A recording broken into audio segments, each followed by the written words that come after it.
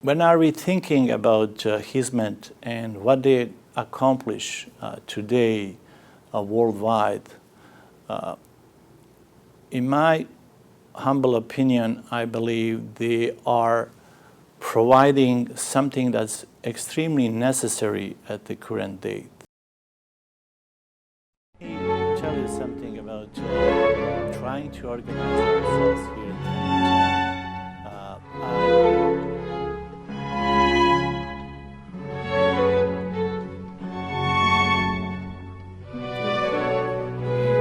I'm raised in a family where we always try to help other people without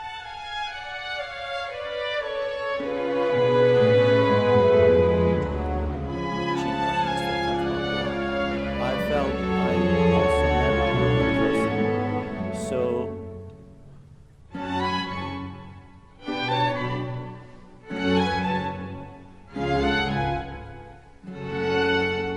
my name is Adnan Silajdžić, and I'm originally from Bosnia, Sarajevo, born and raised in Sarajevo, and I came in the United States in '97, 2 years after the war ended in Bosnia. I was also part of our kind of military during the kind of aggression on Bosnia, and also right after kind of war ended. Myself and my family, we moved to Holland, and from Holland we moved also to United States, as I mentioned, in '97. So since that time, I always faced, since I had small kids, I kind of faced a lot of challenges. How we gonna keep our heritage? How we gonna be ourselves, and also be part of this great society that we live in? So that's basically who I am and what I try to do. And one of my way trying to kind of accomplish these kind of challenges is to try to organize Bosnian community during my living here. So in 2010, I was with a couple other people, and with some help with Hizmet, of course, at that time. We tried to organize Bosnian people, and since that time we do have like Bosnian community. Even we are a small community here, and we live like anywhere from Thousand Oaks to San Diego area.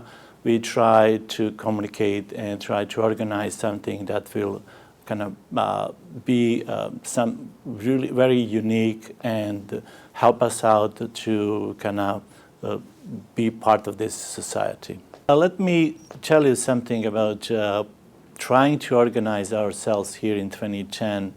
I was able to meet some people from Hizmet, and also I found out that a couple friends here from Hizmet are also living in this area, and they help us out tremendously during the time of when we try to organize ourselves.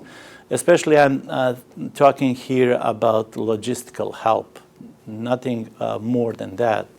And as earlier I talked to you that we live anywhere from Thousand Oaks to San Diego. We always face that challenge. Even before we tried to organize ourselves, we didn't have space to kind of gather together or anywhere that we can kind of meet in a greater number. So Hizmet actually offer us and open their doors with the warm welcome to all Bosnian people to freely use their facilities. And since 2010, we were always kind of find out great help, and we were always able to access those facilities without any charge or without any kind of something that we need to return back, something like that. So that was my first initial kind of introduction to the Hizmet itself. So. My view about Hizmet is literally what that word means. In Bosnia, we also use Hizmet. Hizmet is to help somebody to be available for some greater good. And I'm raised in a family where we always try to help other people without kind of trying to gain something in return back. I was raised like that. My mom always taught me that.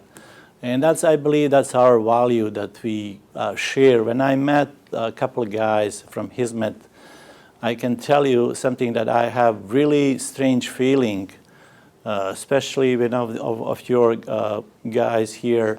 When I visit his home, I felt something very interesting. It was you know, when you were a small kid, you remember certain things. I remember certain smells. So when I came to his home, I felt that smell when I visited my grandma. So it was really, really touchy for my heart. I don't know, I cannot explain that feeling. It's just something that I felt. It was nothing special there. It was just coffee and tea and some small sweets and a nice talk, nothing else. But my heart felt I'm back when I was like a little kid visiting my grandma. That was my kind of feeling that I kind of always have with the Hizmet. And I can tell you I met many people in the last couple of years from the Hizmet, what people say Hizmet movement. But since you guys are organized in many different ways, I met many different people doing many different things. And none of them didn't they didn't go to be kind of different than others. All of them shared the same moral value that I was also looking and when I was raising my kids, or when my mom and dad was kind of raising me and what they were teaching me. I found out with all people from Hizmet sharing the same values. Let me tell you a couple things about Mr. Fethullah Gulen. So first of all, personally, I'm that type of the person that really, I don't like to talk too much about somebody that I didn't personally meet. But for this specific situation, I can tell you that knowing and meeting people that they were influenced by the teaching of Mr. Fethullah Gulen, I felt I also met the person. So meeting multiple guys from Hizmet that I mentioned earlier, and that they have such a nice value that I also share and my closest family share, it's to kind of be really nice person, help other, keep your heritage, keep your Islamic value from the right teaching. So that was my take on Mr. Fethullah Gulen. I know many different people talking many different things, but I can definitely tell you that's a great scholar. He's a great Islamic leader. And the results of that is when I see somebody, when I look at somebody's behavior, I see the result of the teaching. So same like when you have a good teacher in the school, and even it's like elementary school, university, if you have a great university teacher, you're gonna have great students. So those great students gonna help society. So that's why we always look, when we are looking where we're gonna put our kids on which school, or we are looking to this university, to that school, or they have great program, they have great teachers. Why we are doing that? Why we are doing that? We are doing because of the value that they teach there. They have real value for current life. And I believe from Islamic perspective, that's very important to teach our values today, what the Mr. Gulen teaching, Hizmet. Again, this is based on people that I met and that they live that life. They are not preaching one thing and leaving and doing other things. I was mainly looking what they are doing. So that's how I personally judge, and that's how I know Mr. Fethullah Gulen. When are we thinking about Hizmet and what they accomplish today worldwide, in my humble opinion, I believe they are providing something that's extremely necessary at the current date. We see everywhere, especially here in the West, in some area, not all areas, we see a lot of immorality, a lot of selfishness. Even people are extremely skilled, extremely nice, but they use their own skills and everything that God's gifted only for themselves and their closest family or relatives. But I see the huge impact of a Hizmet today is that they share their value and they try to spread, especially with Hizmet schools, teaching technology and science. It's extremely important to be accessible to everybody. I see, at least here in the United States, we do have a lot of good schools, a lot of good programs, but not everywhere and not accessible for everybody.